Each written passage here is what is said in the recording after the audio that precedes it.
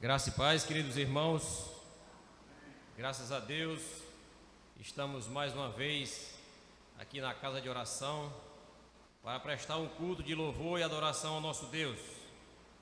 Cada vez que eu venho aqui, humildemente, ser o mensageiro do Senhor para mim é uma honra. E hoje, respeitando aos protocolos das nossas autoridades de saúde, estamos aqui transmitindo. Há um pequeno grupo aqui, apenas aqueles que estão envolvidos diretamente na transmissão do culto. Mas você, que é o nosso ouvinte, que é o nosso participante, que você possa receber a palavra do Senhor essa noite. É claro que nós estamos envolvidos num contexto terrível e muitas coisas, muitas pressões externas estão a nos envolver.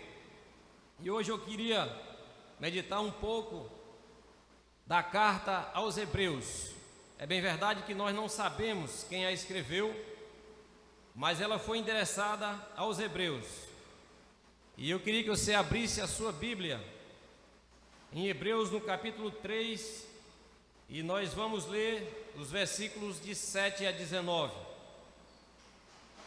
Como eu já disse, nós não sabemos quem a escreveu, mas ela é muito importante, irmãos, essa carta, para que nós possamos entender a conexão que existe entre o Velho e o Novo Testamento.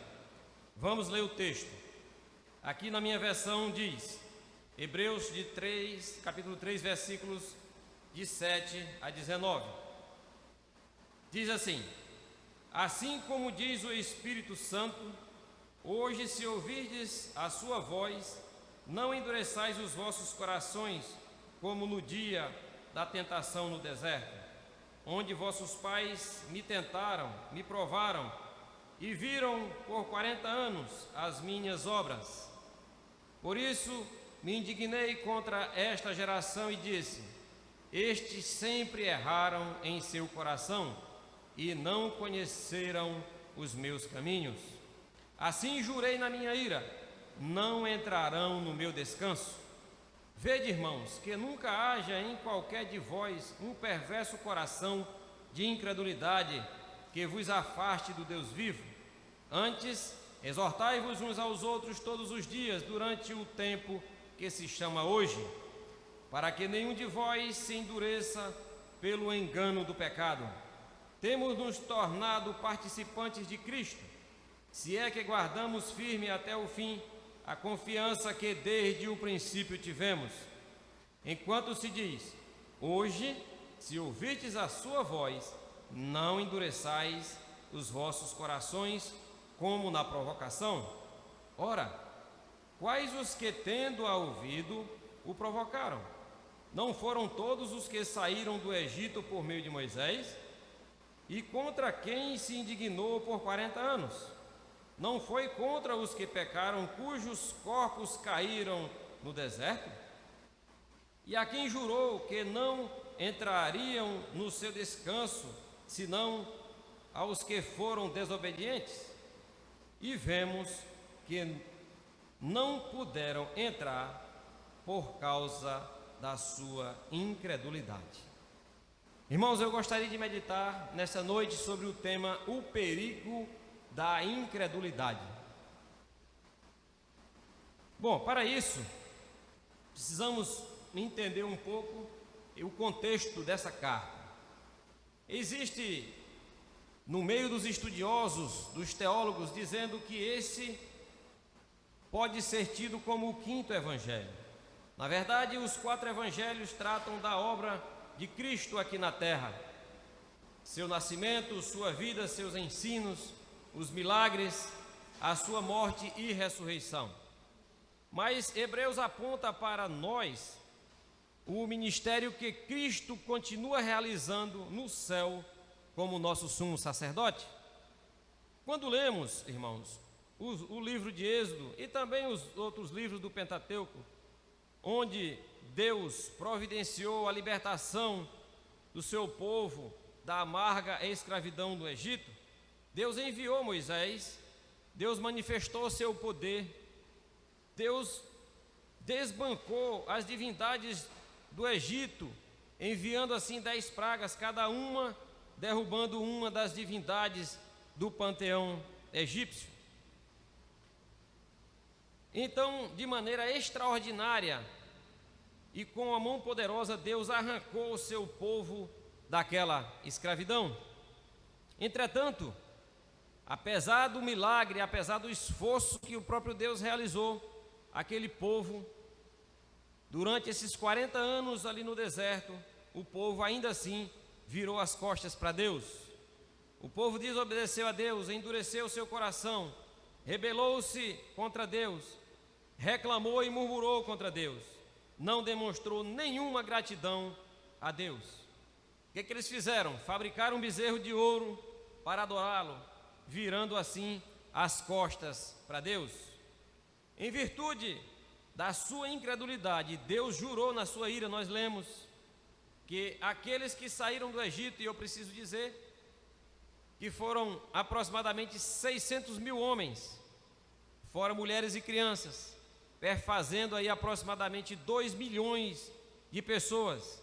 Pois é, estas pessoas não entraram na terra de Canaã, com exceção de 2 homens. Os irmãos se lembram? Josué e Calebe. Os outros morreram no deserto. Sabe por quê? Por causa da sua incredulidade. Por isso o autor aos Hebreus está fazendo uma conexão de um fato histórico com o que estava acontecendo na igreja do primeiro século. E por que o autor escreveu então essa carta? Porque havia ali, irmãos, os judeus que tinham se convertido ao cristianismo, e por conta da perseguição que estava ocorrendo no primeiro século à igreja, esses irmãos estavam como que voltando ao judaísmo. Então, eles estavam, portanto, abandonando o cristianismo e retornando às suas antigas práticas, à sua antiga religião, que era o judaísmo. O argumento do autor aos Hebreus é este: se aqueles hebreus lá do deserto viraram as costas para Deus e por incredulidade não entraram na terra prometida, nós devemos ainda mais termos cuidados, porque a incredulidade leva, obviamente, o desrespeito ao abandono a Deus, e o castigo, por certo, virá. De não termos um coração, irmãos, hoje, essa é a alerta, né, dessa carta aos Hebreus, de não termos o coração endurecido, de não retornarmos às sombras, enquanto a realidade já chegou. Porque a incredulidade, irmãos, é fruto de um coração perverso, tem consequências dramáticas para a igreja, para o crente que não ouve a voz de Deus. Bom, dito isto, feita esta introdução, vamos à exposição do texto. E o texto é cheio, irmãos, de exortações. A primeira delas diz: ouça a voz do Espírito através da palavra de Deus. Isso está no versículo 7, que nós lemos. Diz o versículo 7: assim como diz o Espírito Santo. Note que eu acho interessante que o autor, ele cita aqui o Salmo 95, versículos 7 e 8, mas ele cita o Espírito Santo como sendo o autor, não cita o escritor do Salmo. Veja que ele cita o Espírito, e aí nós podemos concluir que o autor da Bíblia é quem? O Espírito Santo. E aí eu preciso dizer, irmãos, que existe muita gente de forma mística querendo ouvir a voz de Deus, correndo atrás de gurus espirituais, buscando supostos profetas para ouvir novidades, como se essas pessoas, esses falsos profetas, tivessem uma comunicação direta com Deus à parte das Escrituras, que isso não é verdade. Em outras palavras, nós entendemos por esse versículo precisamos ouvir a voz do Espírito, porque o próprio Espírito é o autor da Bíblia, é o autor das Santas Escrituras. Portanto, quando você lê a Bíblia, quando você abre a sua Bíblia, e você lê, óbvio, é o Espírito Santo que está falando com você. Portanto, irmão, não deixe a sua Bíblia aberta e empoeirada lá na estante. Não, leia a Bíblia, ouça a voz do Espírito Santo. Segunda exortação, não endureça o seu coração, está no versículo 8. Os irmãos podem acompanhar comigo. Não endureçais os vossos corações como no dia da tentação no deserto. Aqui o povo não deu ouvidos à voz de Deus. Deus realizou milagres. Deus sustentou aquele povo com o maná todos os dias durante 40 anos. Deus fez brotar a água da rocha. Deus livrou-os de inimigos ao seu redor. Por 40 anos, irmãos, nem a roupa, nem as sandálias daquele povo envelheceram. E isso andando num deserto pedregoso, não era um deserto de terra, de areia, não, um deserto pedregoso. Deus cuidou, Deus protegeu aquele povo e mesmo assim o povo endureceu o seu coração. No versículo 9, você acompanha comigo. Onde vossos pais me tentaram, me provaram e viram por 40 anos as minhas obras. Aqui, irmãos, o pecado é uma rebelião contra Deus, é colocar Deus à prova, é pagar o bem com o mal. Deus abençoa o povo e ele desobedece. Deus dá sustento a esse povo e o povo é ingrato. Deus tira o povo da escravidão e eles fabricam um bezerro de ouro para adorá-lo. O pecado é um atentado, irmãos, contra Deus. É não reconhecer Deus como fonte de toda boa dádiva. O irmão, acompanhe comigo aí no versículo 10. O que é que ele diz? O pecado é uma ingratidão a Deus. O versículo 10 disse: por isso me indignei contra esta geração e disse: estes sempre erraram em seu coração e não me conheceram, não conheceram os meus caminhos. Aqui, Deus fez tantas coisas boas, irmãos, para aquele povo, mas eles não reconheceram. Deus abriu o mar vermelho, Deus deu o maná todos os dias para eles. Deus mandou as codornizes para eles, eles estavam abusados de comer o maná. Deus mandou codornizes para eles comerem carne, e mesmo assim esse povo endureceu, petrificou o seu coração. Deus livrou eles de muitas pestes, de muitas doenças. E aí é como se Deus se cansasse, né, de fazer tanta bonança a esse povo. E aí, se você acompanhar comigo aí o livro de Números, acompanha aí, leia o versículo 11 do capítulo 14 de Números. Aí Deus faz como que um desabafo e diz: Moisés, até quando me provocará este povo? E até quando não crerão em mim, apesar de todos os sinais que fiz no meio deles? Deus estava aqui como que cheio, né, cansado de fazer tanta bonança, e o povo nem mesmo o reconhecia. Viraram as costas para Deus e não creram nas suas orientações, não creram que Deus poderia levá-los à terra prometida, como terminou levando mesmo assim eles não foram gratos. Irmãos, trazendo isso para os nossos dias, o que é que a gente pode tirar aqui como lição? Quantas bênçãos Deus tem lhe concedido, irmão? É Ele quem preserva a sua vida, a vida da sua família. É Deus quem nos dá o fôlego da vida. É Deus quem nos dá saúde, é Deus quem nos dá inteligência. É Deus que nos dá o perdão, que nos dá a redenção. É Ele quem lhe dá a família, quem lhe dá o trabalho, quem lhe dá o sustento, quem lhe dá a prosperidade. Enfim, todas as dádivas boas. E como é que você tem reagido, irmão, a tudo isso? A tanta bonança. Como é que você tem reagido a essas bênçãos que Deus tem lhe dado dia a dia? A terceira exortação que a gente pode destacar aqui é: o pecado atrai a ira de Deus. Isso está no versículo 11, acompanhe comigo, quando ele diz: assim jurei na minha ira. Deus fica com raiva também. Não entrarão no meu descanso. Irmãos, Deus é santo, Deus é justo. Ele não pode reagir ao pecado com benevolência. Deus não pode se agradar do pecado. O pecado é maligníssimo. Ele nos priva do maior privilégio, que é a presença de Deus. O pecado faz a separação entre nós e Deus. Irmãos, o pecado é terrível. Não se renda, irmãos, à incredulidade, porque a incredulidade vai fazer com que você peque contra Deus.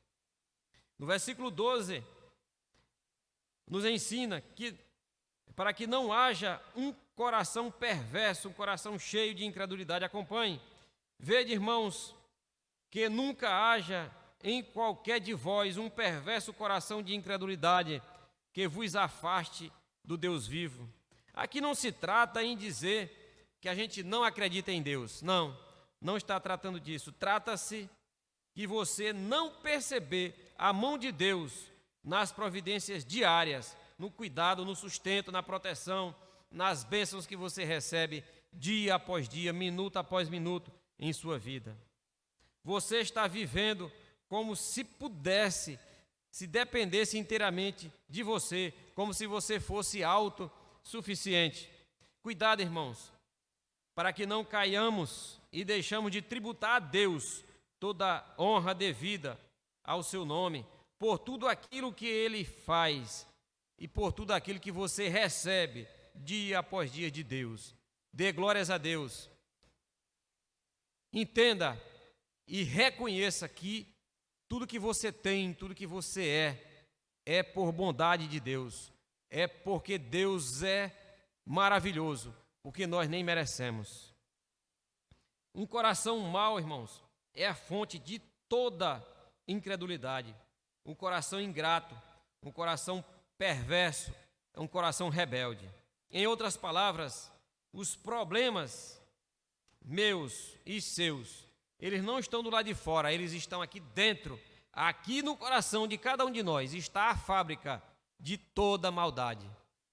Portanto, nós precisamos ter muito cuidado para que esse coração esteja purificado, sendo santificado dia após dia, para que você não caia, para que você não seja incrédulo, para que você não seja ingrato com Deus. Esse coração incrédulo, irmão, nos afasta do Deus vivo. E esse afastamento é o mesmo, no grego quer dizer apostenai, que é a palavra portuguesa apostasia. E apostasia é você se rebelar contra Deus, é você negar a Deus, é você virar as costas para Deus. O resultado disso, obviamente, é a apostasia. E aí nós precisamos ter muito cuidado, principalmente nos dias de hoje, onde essa pressão externa, onde esse mundo plural que aí existe, onde você vai confessar que o único Deus é santo, que Ele é capaz de prover a vida, que Ele é capaz de resolver os nossos problemas. E aí você fica recebendo todas essas pressões para que você não caia na incredulidade. Você precisa vigiar dia após dia. Como fizeram assim esse alerta nessa carta aos Hebreus para que a gente não faça como os nossos irmãos hebreus que estavam lá no deserto. Apesar de todos os milagres que Deus estava realizando, eles estavam virando as costas para Deus, voltando para o judaísmo, voltando para a sombra, para as velhas práticas. Então, o alerta para nós hoje é essa: cuidado para que não caiamos, nesse vazio aí da incredulidade e virarmos as costas para o Deus santo, para o Deus vivo. O versículo 13, só a parte B, ele diz: para que nenhum de vós se endureça pelo engano do pecado. Irmãos, aqui é algo mais profundo. É como se o seu coração fosse como que cauterizado. É como se criasse uma crosta nele e que nem mesmo a palavra de Deus tivesse ressonância ali. É como se a palavra de Deus ali batesse e voltasse, e isso não mexe mais com você. Então, é isso que ele está dizendo aqui, para que nenhum de vós endureça pelo engano do pecado. Já falamos aqui outras vezes, o pecado é maligníssimo. O pecado nos envolve, né, aparentemente como sendo uma coisa boa, e quando você percebe, você já está lá dentro e é muito difícil sair. Portanto, vigie para que você não caia. E aí, essa insensibilidade, esse coração cauterizado, é como que feito um calo da insensibilidade e você se torna incapaz de ouvir a voz de Deus. E aqui, irmãos, eu quero dizer algo assim, bem solene, né? Para a igreja, para os líderes, para os pastores. Irmãos, a insensibilidade à voz de Deus pode estar ocorrendo inclusive com você. Sabe por quê? Você até vem à igreja, você ouve a palavra, gosta dos hinos, mas isso não mexe mais. O seu coração está tão petrificado, tão cauterizado, que não mexe mais com você. Essa palavra que antes você recebia com alegria, você foi como que se acostumando. E isso pode acontecer com você, pregador, com você, pastor. Você se tornou apenas um profissional da palavra, mas a mensagem não lhe ferve mais no coração. Não mexe mais com você. As pernas não tremem mais quando você ouve essa palavra. É dessa incredulidade aqui que o autor aos Hebreus está falando. Aquele povo viu os milagres todo dia, mas eles se acostumaram com o sagrado. Aquilo era normal, tornou-se normal para eles. Houve como que endurecimento progressivo, dia após dia, em seus corações, e criou-se ali a tal crosta, e a palavra batia e voltava, e eles nem mais se conduíam, nem mais ouviam, não falava nada, aquilo era, né? Como dizia a minha mãe, é mesmo que passar sebo na venta de gato. Essa palavra não mexe mais com aqueles que estão com o coração endurecido. Mas agora o autor aos Hebreus nos mostra qual é o remédio, qual é o antídoto para evitarmos a incredulidade. Graças a Deus, porque no mesmo texto que lemos, existe aqui ele apontando os riscos da incredulidade, nos mostrando um fato histórico, né? Que os nossos irmãos lá no deserto viram os milagres todos que Deus realizou e ainda assim eles viraram as costas para Deus. E nos alerta hoje para as pressões que nós estamos sofrendo, para que nós não caiamos na incredulidade. Aí ele agora vai dizer para nós, olha, aqui está o remédio. E nós vamos agora tratar desses remédios para a incredulidade. Graças a Deus que ele nos aponta. O primeiro remédio está aí, no versículo 13, só a parte A, né? Quando ele fala da exortação mútua. Veja aí, ó, antes exortai-vos uns aos outros todos os dias, uns aos outros, exortação mútua. Irmãos, a igreja é um corpo, a igreja é uma família. Não espere, irmãos, que as exortações partam todas do púlpito da igreja. Não, você que recebeu a Cristo como seu Senhor e Salvador, você é um ministro de Deus, você é um cooperador de Deus, você está plenamente habilitado para chegar para o seu irmão e dizer, meu irmão, cuidado, por esse caminho aí não, esse caminho não dá certo, irmão, esse caminho é perigoso, abra o olho, alertar ele está indo para o abismo, você, não faça isso.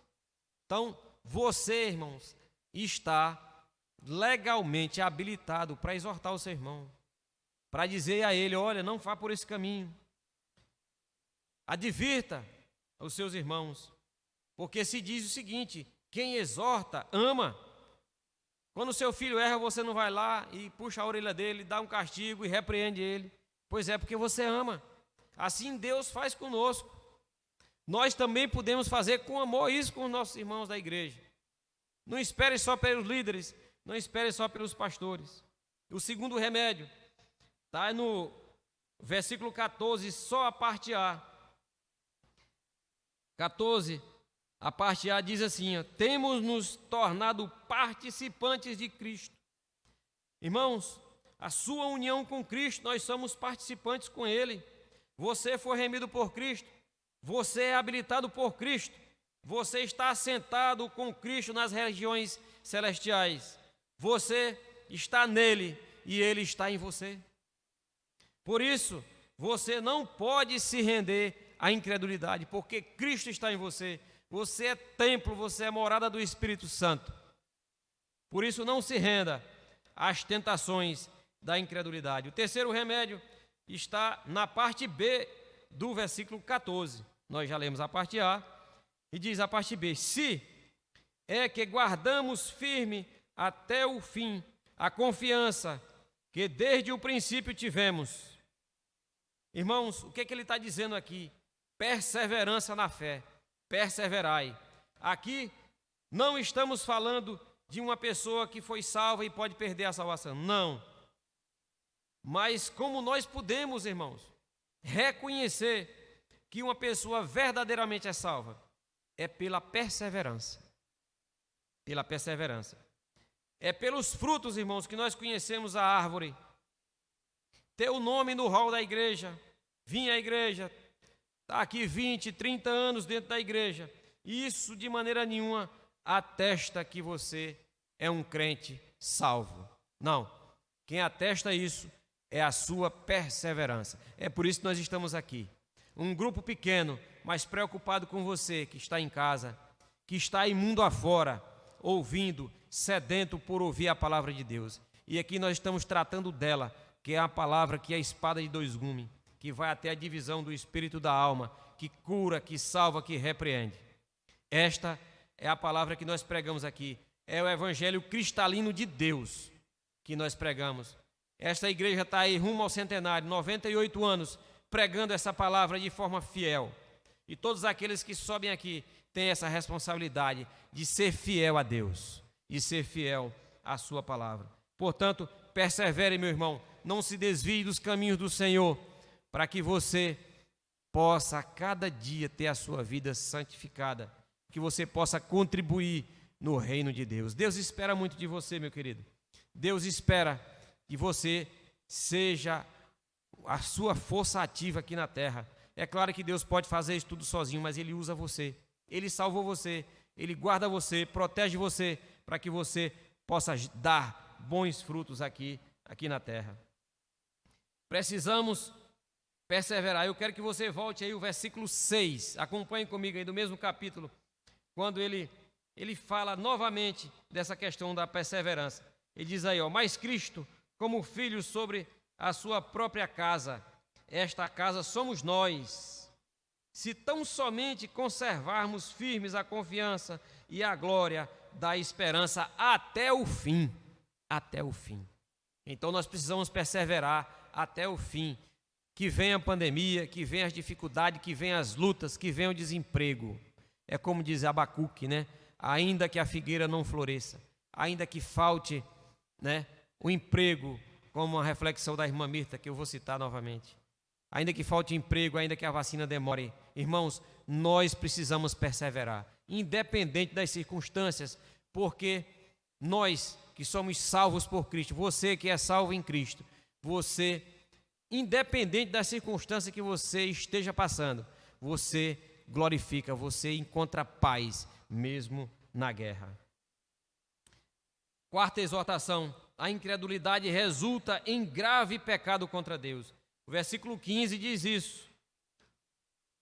Enquanto se diz hoje, se ouvirdes a sua voz, não endureçais o vosso coração. Irmãos, veja que ele citou novamente o versículo 8.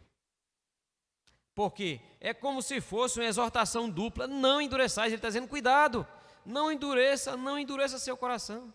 Abra seu coração para a palavra de Deus. Abra o seu coração para o Espírito Santo de Deus morar em você.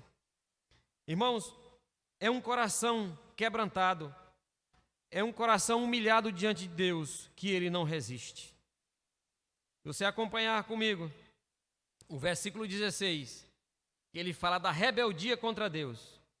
Ele diz, ora, quais os que tendo-a ouvido a provocaram?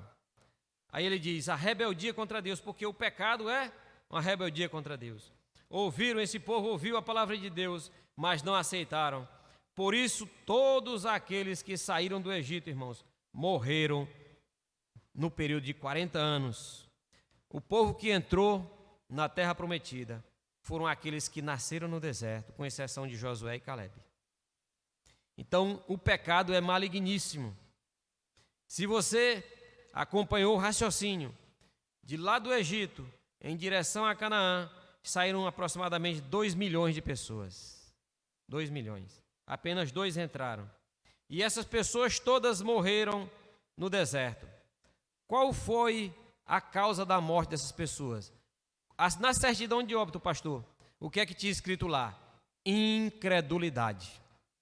Causa mortes, incredulidade. Não foi de Covid, não foi de AVC, não foi de câncer, não foi de diabetes, não foi uma parada cardiorrespiratória, não. Foi a incredulidade que fez com que 2 milhões de pessoas fossem sepultadas ali no deserto. Irmãos, o versículo 18 ainda trata da desobediência. Versículo 18, e diz: e a quem jurou que não entrariam no seu descanso, senão aos que foram desobedientes. A desobediência deliberada e consciente é uma afronta contra Deus, contra aquele que os sustentou, contra aquele que os guiou, contra aquele que os protegeu de todas as intempéries, das ações dos inimigos. Deus guardou. Os irmãos conhecem a história. Deus protegeu durante o dia com a nuvem para que o sol não queimasse a sua pele. À noite, no deserto muito frio, tinha ali a coluna de fogo. Deus sustentou com comida, com maná, e ainda assim esse povo não agradeceu e desobedeceram às ordens do Senhor. Os irmãos conhecem a história. Apenas Hebreus aqui está fazendo uma conexão de um fato histórico e trazendo para a realidade daquele povo naquela época, no primeiro século. E hoje nós estamos aqui advertindo o nosso povo hoje sobre o perigo da incredulidade. Finalmente, irmãos, o grave problema da desobediência é aquele que priva do descanso prometido por Deus. Esse descanso, os irmãos entendem, que é a glória de Deus, que é a salvação eterna. O versículo 19, eles não puderam entrar na terra prometida, está aí. Por quê? E vemos que não puderam entrar por causa da incredulidade. Então o texto todinho está tratando desse aspecto incredulidade. Então, hoje, o propósito aqui foi alertar você para os perigos da incredulidade, que levam ao pecado, que levam à desobediência. Alguns até chegaram, irmãos, perto.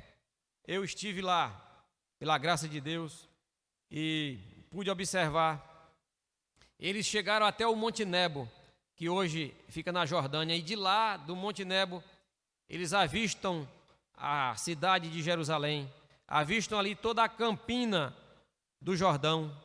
Eles avistam também a cidade de Jericó, que foi a primeira cidade conquistada por ele. Inclusive, os irmãos sabem da história que o seu líder Moisés também não entrou. Por quê? Porque Deus ordenou a ele que ele falasse a rocha e ele feriu a rocha. E por isso, Deus também não permitiu que Moisés entrasse na terra de Canaã. É claro, irmãos, e é o mais importante, é claro que essa é uma verdade histórica, mas que aponta para uma realidade espiritual. Eu quero que você guarde só isso. Esse fato todinho histórico que eu historifiquei aqui foi para poder apontar para uma realidade espiritual. Os nossos irmãos israelitas queriam entrar numa terra geográfica, num território geográfico, a Canaã terrestre. Porém, a incredulidade hoje, a incredulidade naquela época impediu que eles entrassem na terra de Canaã. A incredulidade hoje, que aponta para um aspecto espiritual, pode impedir que você possa entrar na Canaã celestial. A Canaã celestial é o que está reservado para nós. Você pode ser impedido, dada a sua incredulidade, a participar. Você pode ser impedido de participar da bem-aventurança eterna, da bem-aventurança do céu. Por quê? Porque a única condição, irmãos, para que uma pessoa possa entrar no céu é ter fé, é crer no Senhor Jesus Cristo. Quem crê em mim, disse Jesus, tem a vida eterna. pode tomar posse da Canaã celestial. A incredulidade foi perigosa não só no passado, mas continua sendo até os dias de hoje. Talvez muito mais hoje, irmãos, do que no passado. Por quê? Porque hoje os irmãos bem sabem, que existe uma grande onda de ateísmo, de sincretismo religioso. Há uma onda muito grande de desconstrução dos valores cristãos. E isso é o que eu falei, uma pressão externa muito grande. E essa desconstrução dos valores cristãos leva você à incredulidade e leva você ao descaminhos. Portanto, meus irmãos, cuidado, não endureça o seu coração, não endureça o seu coração à voz do Senhor. Se aproprie do descanso eterno, que nós possamos ter um coração crente e não um coração incrédulo. Meus queridos, essa era a mensagem de hoje. Essa era a palavra que Deus colocou no meu coração para transmitir hoje. Que você possa, no seu dia a dia, possa ser um testemunho vivo, onde quer que você esteja, do quão Deus é maravilhoso, do quão Deus é bom, do quanto Deus tem feito na sua vida, como Deus tem sustentado você. Portanto, não caia no perigo da incredulidade. Não caia feito os nossos irmãos do deserto, que por incredulidade Deus não permitiu que eles entrassem na Canaã terrestre, na terra que mana leite e mel. Se você hoje entendeu essa palavra, você vai estar no gozo eterno, na bem-aventurança eterna e vai estar com o nosso Senhor e Salvador Jesus Cristo. Que Deus muito abençoe. Amém.